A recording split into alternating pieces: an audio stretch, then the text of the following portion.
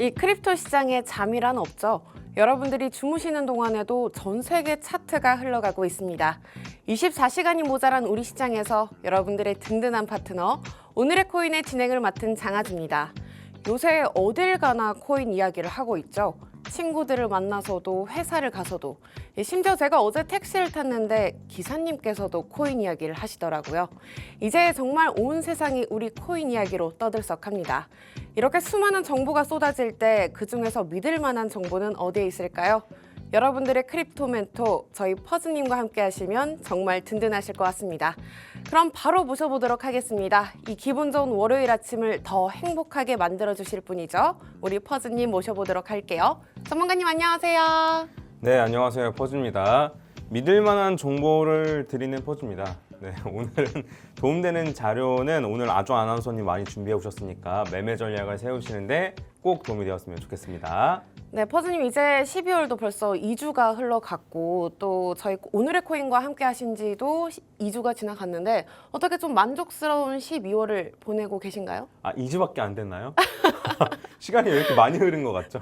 그런가요? 네. 요 2주 동안 네, 많이들 봐주셔가지고 저는 다행이라고 생각을 하고, 그리고 어쨌든 서로 다 불장일 때는 다 전문가예요. 그래서 진짜 믿을 만한 정보가 어디 있는지, 그리고 초보자분들이 얘기할 만한, 들을 만한 정보가 어디 있는지 헷갈리는 경우가 많거든요. 그래서 그런 분들을 위해서 어쨌든 요 시작을 했는데 많이들 좋아해 주셔서 다행이라고 생각합니다. 아, 다행입니다. 어쨌든 내년에 저희 오늘의 코인 시청자분들도 퍼즈님과 함께 돈을 많이 버셔야겠죠? 네, 그렇죠. 네. 네, 그러면 오늘 제가 퍼즈님과 한 주를 좀 정리해보는 시간을 가져볼 텐데 이 첫 번째로 제가 시장을 정리를 해보도록 하겠습니다. 네, 화면 한번 살펴보실게요. 오늘 오전장에서도 비트코인이 1억 5천만 원을 돌파해주면서 사상 신고가를 돌파했습니다. 예, 코인마켓캡 시장 정리해드리면요. 오늘 전체 시가총액이 전날 대비 1.95% 상승했고요. 또 거래량은 9%가량 밀렸습니다. 도미넌스는 지난주랑 좀 비슷한 모습이죠. 현재 비트코인 도미넌스가 55%, 그리고 이더리움 도미넌스는 12%가량 차지하고 있습니다. 지난주에 제가 보여드렸던 공포 탐욕 지수 살펴보실 텐데요. 100에 가까울수록 탐욕 상태, 그리고 0에 가까울수록 공포 상태를 나타내고 있습니다. 지난주랑 좀 다르게 어쨌든 좀 빠진 모습인데요. 지난주는 극도의 탐욕 상태라면 오늘은 또 보통의 77점 탐욕 상태로 보이고 있네요. 퍼즈님, 제가 궁금한 게 혹시 이러한 시장의 인간 지표 좀 매매하실 때 보시는 편이신가요? 아니면 좀 재미로만 보시는 편이신가요? 인간 지표가 저도 막 영상 올리면 또 올라간다고 하네, 댓글 보니까 인간 지표네 뭐네, 뭐 이런 댓글 달리거든요. 네. 그런 사람들 다 지금 죽었습니다. 그런 사람들이 지금 살아남지 못했어요. 네. 그러니까 이제 다 인간 지표인 것 같아도 어느 정도 인간 지표일 때 떨어질 것이냐, 이걸 맞추기가 너무나 어렵죠. 전 개인적으로는 그런 댓글조차 안 달릴 때, 그런 사람들조차 상승을 열광하고 있을 때, 그때가 인간지표라고 생각하는데, 저도 그걸 뭐 맹신하진 않고, 여러분들도 이런 건 좀 맹신하지 않았으면 좋겠어요. 왜냐면 거품이 끼면 더 가요. 더 거품이 낀단 말이에요. 거품을 우리가 예측하는 건 많이 힘들어요. 그래서 이런 것 때문에 매도한다라기보다는 조금 더 매매 전략적으로 좀 접근하시는 편이 어떨까 싶고, 그냥 재미로만 보시면 좋을 것 같습니다. 그럼 일단 이 공포 탐욕 지수는 그냥 재미로만 봐주시면 좋을 것 같다라고 해주셨죠. 그럼 이제 다음으로 생소하지만 재미있는 차트를 제가 들고 왔어요. 혹시 퍼즈님 이 차트 보신 적 있으신가요? 알트코인 시즌 차트예요. 저는 듣기만 들었어요. 오, 네, 이게 말이 나온 지가 얼마 안 됐더라고요. 맞아요. 네, 그래서 저도 듣기만 들었고 자세히는 모릅니다. 그럼 시청자분들은 또 처음 보실 수 있을 것 같으니까 제가 간단히 설명을 해드릴게요. 먼저 비트코인을 제외한 알트코인 시가총액 100개를 뽑습니다. 대신 스테이블 코인을 제외한 100개를 뽑아줍니다. 그중에서 75%가 비트코인 수익률을 넘겨갈 때 알트코인 시즌으로 체크가 되고요. 또 그 반대로 비트코인 수익률보다 낮을 때 비트코인 시즌으로 간주를 하게 됩니다. 일단 지금 보시는 차트는 90일 기준의 가격 상승률이라고 보시면 되고요. 11월 대선 기준으로 해가지고 계속해서 우상향하면서 알트코인 시즌 강세로 흘러가고 있죠. 이걸 점수로 현재 살펴보시면 현재가 65점입니다. 100점으로 가까울수록 알트코인 시즌, 그리고 0점에 가까울수록 이 비트코인 시즌으로 간주가 되는데요. 근데 진짜 우리가 생각하는 불장, 이 17년도, 21년도 불장 같은 경우에는 이 최소한 점수가 80점 이상은 되어줘야 불장으로 간주를 해준다고 합니다. 그래서 사실 지금 65점이면 알트코인 시기긴 하지만 진정한 불장의 단계는 오지 않았다, 이렇게 표현을 해주더라고요. 그래서 퍼즈님, 제가 이걸 보면서 또 궁금했던 게 이 그래프를 참고해서 투자 전략을 바꿔갈 수 있을까요? 각각 강세장이 왔을 때 비트코인, 알트코인 좀 비중을 다르게 하면서요. 이거는 인과관계를 좀 정확히 아셔야 될 필요가 있긴 해요. 네. 그러니까 그러니까 알트코인 시즌 지수가 높아졌으니까 알트코인 시즌이다가 아니고 네. 이미 알트코인 시즌이기 때문에 점수가 저렇게 나온 거예요. 아, 후행성이란 말씀이신가요? 네, 당연하죠. 네, 그래서 순서 자체를 좀 헷갈리시면 안 돼요. 그래서 이렇게 알트코인 시즌 지수가 높아졌으니까 알트코인을 사야겠다라고 하면 이미 늦은 경우가 있을 수 있습니다. 네, 그래서 알트코인 시즌 지수가 내일이든 다음 주든 어떻게 변할지 미리 알고 있을 수 있다면, 그러면 사실 요 알트코인을 다 매수해 갖고 있으면 되겠지만, 실제로 그 다음 주에는 저 지수가 떨어질 수도 있는 거고, 아니면 더 많이 떨어져서 비트코인 시즌이 당장 올 수도 있는 게 바로 코인판이잖아요. 네. 그래서 그런 측면에서 따지면 굳이 이제 요걸 가지고 알트코인 시즌이니까 알트코인 사야겠다라기보다는 요걸 미리미리 예측할 필요가 있긴 해요. 물론 어렵죠. 그래서 비트코인 도미넌스도 마찬가지예요. 표 같은 거 막 돌아다니는데 뭐 비트코인 도미넌스가 뭐 올라가면서 비트코인 올라가면서 비트코인 도미넌스가 올라가면 알트코인 횡보한다던가 뭐 이런 식으로 막 여러 가지 나와 있는데, 그게 그렇게 될 거라는 게 아니고 이미 그렇게 됐다라는 거예요. 네, 그래서 요걸 가지고 매매 전략을 세우면 항상 늦을 수밖에 없습니다. 아, 후행성이기 때문인 거죠? 네네네. 그래서 이제 요거를 참고하셔서 지금은 내가 잘하고 있구나 정도를 확인하는 용도로 생각하시는 게 맞지, 요걸 가지고 미래를 예측해서 뭘 하겠다는 조금 어려울 수 있다. 네. 네, 이렇게 말씀드리겠습니다. 네, 이어서 그럼 주간 시가총액 변동 리스트 한번 살펴보실 텐데요.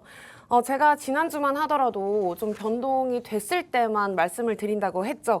예, 벌써 일주일 만에 이렇게 변동이 됐네요. 이 10위권에 안착해 있던 시바이누가 뒤로 밀리면서 체인링크가 10위에 안착을 해줬습니다.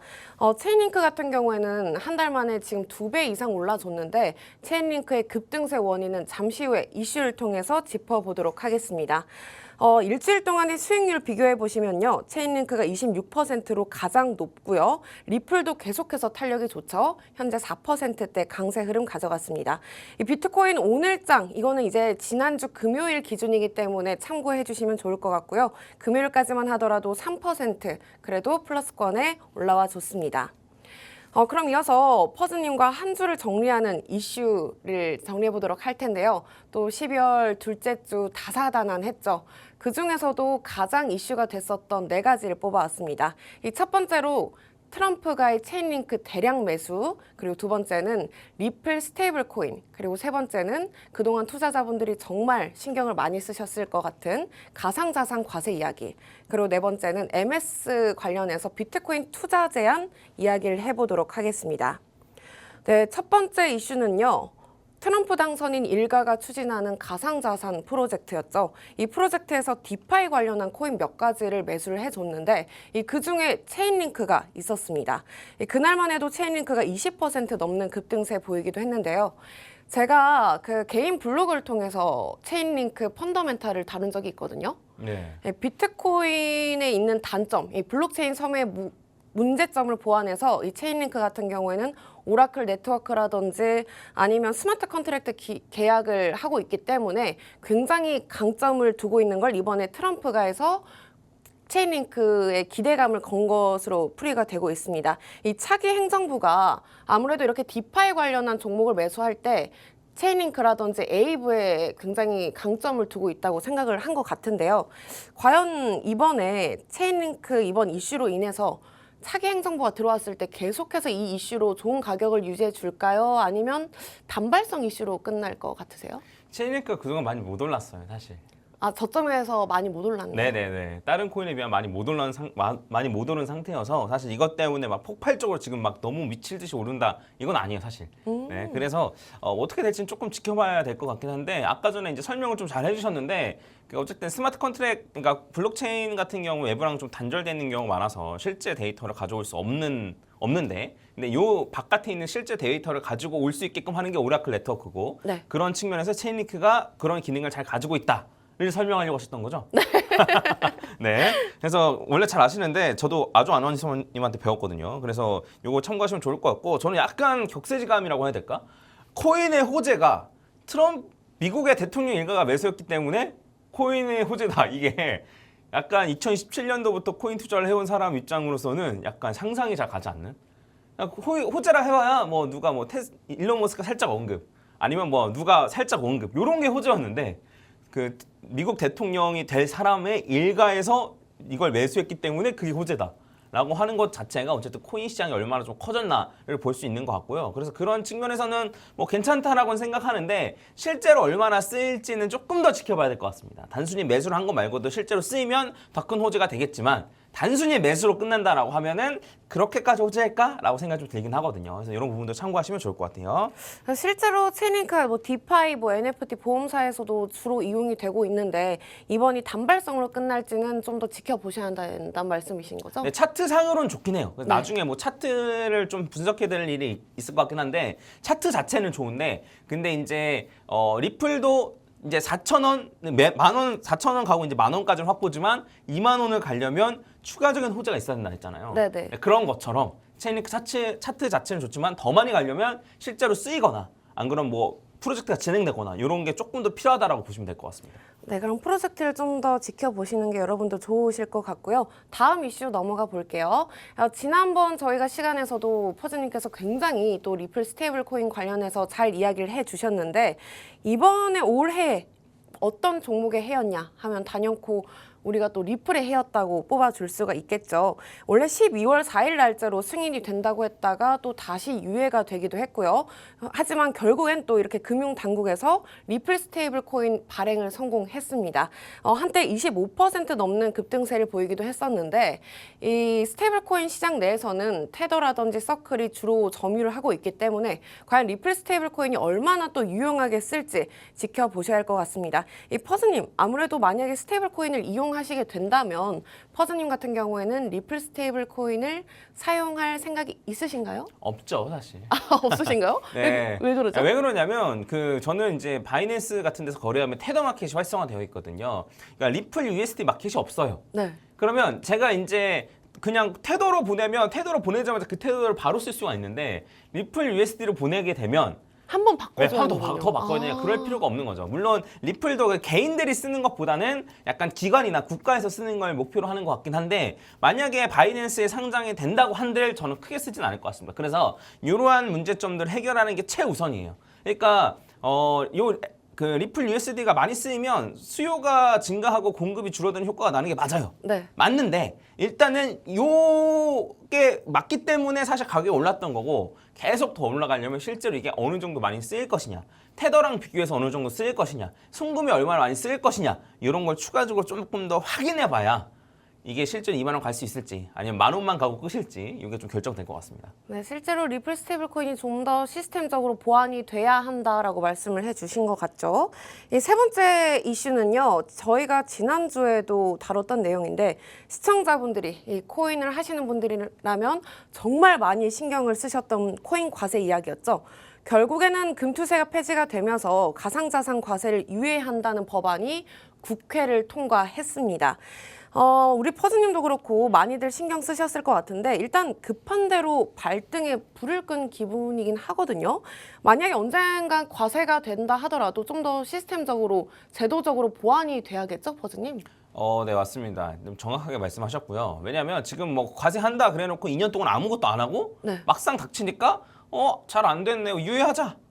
또 유예해놓고 2년 동안 아무것도 안 하고 뭐 안 됐네 유예하자. 지금까지는 계속 그랬잖아요. 그래서 사실 세금을 제대로 거두려면 조금 이런 체계들을 잘 만들어야겠다라는 생각이 좀 들고 근데 개인적으로는 지금 어쨌든 블록체인이나 가상자산, 뭐 코인 이런 쪽에 그 힘을 실어주고 있거든요. 미국이나 이런 데서는 힘을 엄청나게 실어주고 있어요. 그런 프로젝트를 더 활성화시키고 뭐 다른 데서 프로젝트를 뭐 이렇게 활성화시킨다거나 다른 나라들도 마찬가지입니다. 근데 우리나라는 아실지 잘 모르겠지만 코인과 관련된 법인은 아예 법인 계좌도 안 만들어줘요. 네. 지금은 그래요. 은행 가면 안 만들어준다 아예. 제가 만들어 보려고 했었기 때문에 알고 있습니다. 네. 아예 안 만들어준단 말이에요. 그래서 아니 그냥 우리가 코인 거래소 한다는 것도 아니고 관련된 프로젝트를 뭐 한다고 해도 안 해줘요. 제 지인들도 많이 얘기하더라고요. 그래서 법인 계좌를 안 만들어주는데 어떻게 하겠습니까? 근데 그런 법인 계좌를 안 만들어주는 게 그냥 은행들에서 미래 지레 겁먹고 나라에서 실현하는 것 같으니까 이런 게 크거든요. 그래서 저는 제 개인적인 생각입니다만 지금 여기서 뒤처지면 안 돼요. 그 우리는 거래량은 많긴 하지만 그 국내에 있었던 블록체인 프로젝트들은 다 해외로 빠져나갔거든요. 안 해주니까 뭘 지원 안 해주니까. 그래서 다 빠져나갔는데 제 생각에는 지금 타이밍을 놓치면 정말 힘들 거라는 생각이 들고 뒤처질 거라는 생각이 들고 개인적으로는 국내 블록체인 프로젝트들을 뭐 세금 감면이나 이런 식으로 해서 프로젝트들을 많이 유치하고 그 다음에 국내에 거래하시는 분들도 세금을 그냥 아예 안 내게끔 해서 거래를 더 활발하게 하게끔 하고 이런 식으로 요 블록체인 산업 자체를 키우는 쪽으로 가고 세금은 그 블록체인 프로젝트들이 돈을 많이 벌면 법인세를 걷는다던가 안 그러면 업비트나 빗썸 같은 거래소에서 이제 걔네들은 돈을 많이 받으니까 거기서 그 세금을 걷는다던가 그런 쪽으로 생각을 해보는 게 그러니까 전체적인 파이를 키우는데 조금 집중을 해줬으면 좋겠는데 네. 이렇게 해주진 않을 것 같아요.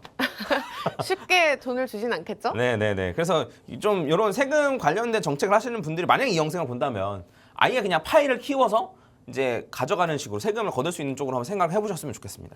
일단 뭐 제도적으로 좀 보완이 된 상태에서 이 코인 거세가 들어와야 하고 우리는 일단 2년 동안 퍼즈님과 돈을 많이 벌면 될 것 같죠? 네, 맞습니다. 이 네 번째 이슈 그럼 들어가 보도록 할게요. 이 마지막은 MS, 이 마이크로소프트 관련 이슈인데요. 국립공공정책연구소죠. NCPPR에서 MS 재무제표에 비트코인을 넣자는 의견을 건의했는데 이 주주들이 어쨌든 결국엔 반대를 했더라고요. 그리고 이번 주총에서 세계 최대 비트코인 보유 회사 마이크로스트래티지의 마이클 세일러가 어쨌든 화상으로 등장을 해서 입장을 옹호했지만 결국에는 잘 되지 않았다는 소식이 전해졌습니다. 아무래도 빌 게이츠가 오랫동안 암호화폐에 있어서 부정적인 입장을 취해서였던 건지 마이크로 스트래티지, 마이크로 소프트 이름은 같은데 굉장히 입장이 달라요, 퍼즈님. 이건 어떻게 생각하세요?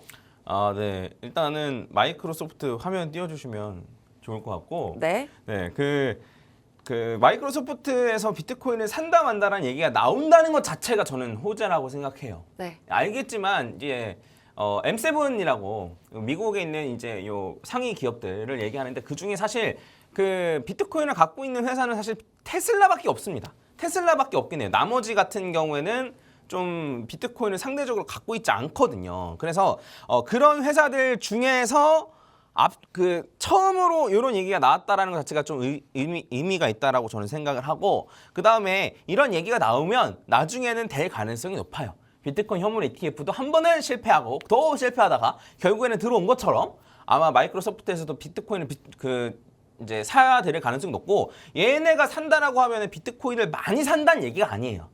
갖고 있는 현금 가치가 계속 하락하니까 갖고 있는 현금성 자산의 한 3에서 5%만 비트코인을 갖고 있는다라는 거거든요. 그래서 이 정도는 충분히 고려할 만하고 제 생각에는 내년 한 상반기 정도에는 M7에 있는 회사들 중에서 뭐 많은 회사들이 뭐 알파벳도 그렇고 네. 안 그러면 애플도 그렇고 그다음에 엔비디아도 그렇고 아마 비트코인을 좀 가져간다. 라는 기사가 아마 쏟아져 나올 거라고 생각을 합니다. 그래서 그런 의미에서는 아직도 고점은 멀었다라고 생각이 좀 들고 그 다음에 요거 관련해서 조금 더 말씀을 드리면은 저는 지금은 뉴스가 지금 막 엄청나게 많이 나오진 않는데 네. 마이크로 스트래티지가 지금 나스닥? 네. 맞아요. 네, 나스 100에 지금 편입이 됐거든요. 네. 그래서 우리나라에서 QQQ 이런 거 많이 사거든요. 네. 네, 많이 사요. 뭐 레버리지 상품도 많이 사고 하는데 그거를 사면 자동적으로 마이크로 스트래티지에 투자하는 형태가 되는 거예요. 그럼 마이크로 스트래티지에 돈이 들어오면 자연스럽게 비트코인을 간접 투자하게 되는 거거든요. 그래서 전 세계에 있는 거의 모든 사람이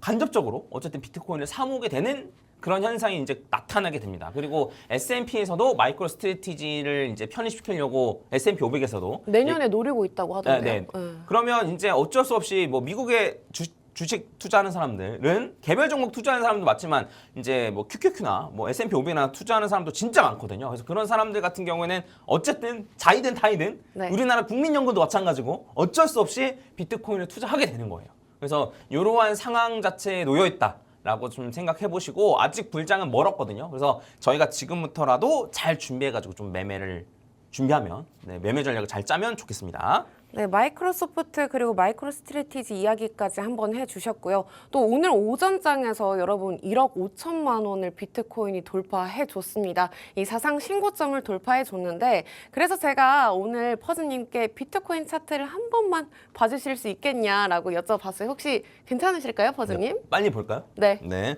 자, 일단은 이거 제가 이제 요거는 제가 전에 PPT 만들 때 쓰던 거여가지고 어쩔 수 없이 갖고 오긴 했는데 네, 이거 어쩔 수 없으신 거 맞으시죠? 제가 요 타이밍에 이제 단기간에 1억 5천 간다고 했는데 이거 벌써 1억 5천 오늘 아침에 또 찍었네요 보니까. 네. 그래서 이거는 그냥 우연이라고 제가 매번 말씀드리고 자 비트코인 관련해서 제가 간단하게만 좀 얘기를 하면은 지금 이제 요건 달러 차트입니다. 비트코인이 이거 보시면 아시겠지만 가운데 있는 요 빨간 선에서 계속 지지를 받고 있어요. 그래서 여기를 뚫고 올라간 이후에 여기서도 지지, 여기서도 지지, 여기서도 지지, 여기서도 지지 계속 지지를 받고 있거든요. 그래서 이게 볼린저밴드 중심선인데 저는 30일을 원래 20일이 이제 기본 세팅인데 저는 30일을 바꿔 쓰고 있는데 그래서 30일 이동평균선에서 계속 지지를 받으면서 올라가고 있다. 볼린저 밴드로 봤을 때 상승 추세는 중심선이랑 상단선이랑 왔다 갔다 하면서 올라가는 게 상승 추세거든요. 그래서 그런 측면에서는 지금 굉장히 좋은 상태라고 보시면 될 것 같고 요게 뚫리지 않은 이상 볼린저 밴드로 봤을 때 요 중심선이 뚫리지 않는 이상에는 상승 추세가 계속 유지다. 라고 봐주시면 좋을 것 같아요. 그럼 30일 이평선 아래로만 떨어지지 않으면 계속해서 상승 추세가 유지된다는 네, 말씀이시죠? 맞죠. 네, 그래서 중심선 터치하고 올라가고 터치하고 올라가고 이런 식으로 많이 갑니다. 그리고 실제로 지난번 불장에 대입해서 이제 생각을 해봤을 때도 이거 보시면 이게 이제 2020년, 2021년 요때인데 요때도 보시면 아시겠지만 이런 식으로 중심선에서 지지받고 올라가기도 하고 떨어진다고 해도 상승장에서는 많이 떨어지지 않는 경우가 많아요. 그리고 얘 같은 경우는 많이 떨어졌으나 하단선을 터치하지 않고 올라가는 경우가 많고 그래서 상승장에서는 하단선까지 근처까지 갔다가 올라가거나 중심선을 지지받고 올라가거나 둘 중에 하나예요. 그래서 만약에 떨어진다 해도 큰 문제는 아니다. 네, 근데 하지만 제일 좋은 베스트 시나리오는 어쨌든 중심선을 지지받으면서 올라가는 거다라고 생각을 하시면 좋을 것 같고 저희가 이제 우려해야 되는 상황은 뭐냐면 요 하단선에 떨어진 다음에 중심선을 확실하게 뚫고 올라가지 못하고 저점을 갱신하는 경우 이때가 위험한 거예요. 네. 그러니까 하단선을 터치한다고 위험한 게 아니고 하단선 터치, 중심선까지 반등하고 나서 저점 갱신 요때 빠져나올 생각을 해도 아니면 요때 현금화를 조금 할 생각을 해도 늦지 않는다는 거예요. 근데 지금은 비트코인 이런 식으로 올라가고 있잖아요. 그래서 이런 상황이 오려면 아직 한참 멀었으니까 또 그리고 그때 되면 제가 또 알려드릴 거니까 그래서 요런 부분들 좀 신경 쓰시면 좋을 것 같고 상태로는 지금 추세를 봤을 때는 여전히 상승 추세다. 걱정할 필요 없다라고 보시면 될 것 같습니다. 지난 주말만 하더라도 제 친구들이 비트코인이 이제 사도 되냐고 물어보는데 지금도 괜찮을까요? 지금 사려면 어떻게 사야 되는지를 제가 사는 방법에 대해서 내일 좀 알려드리도록 하겠습니다. 네, 좋습니다. 이번 주에 굉장히 정말 빅 위크라고 할 수 있겠죠. 정말 많은 주요 일정들이 남아 있는데요. 제조업 서비스 구매자 관리자 지수가 오늘 저녁에도 남아 있고요. 하지만 우리가 정말 신경 써줘야 할 부분은 이 목요일 금리 인하 결정 날이 남아 있습니다. 이 연내 마지막 금리 인하가 다가오는 만큼 투자자들이 굉장히 주목을 해주고 있죠. 특히 시장에서는 25bp에 대한 금리 인하 확신을 80% 이상 그리고 오늘 아침까지만 해도 90% 이상 두고 있습니다. 과연 연내 마지막 금리 인하 그리고 산타 랠리와 맞물리면서 이 시장이 어떤 그림을 그려낼지도 함께 지켜주셔야겠죠. 네, 이렇게 한 주간의 이슈 그리고 비트코인 차트 분석까지 우리 퍼즈님과 가져봤습니다. 아쉽게도 저희가 준비한 시간은 여기까지고요. 내일은 더 재미있는 소식 들고 찾아오도록 하겠습니다. 아울러 본 방송에서 제공되는 정보는 투자 판단을 위한 제안일 뿐 해당 종목의 가치, 상승 하락은 보장하지 않는다는 점 참고 부탁드립니다. 오늘도 시청해주신 여러분, 오늘도 고맙습니다. 저희는 내일 이 시간에 또 찾아오도록 할게요.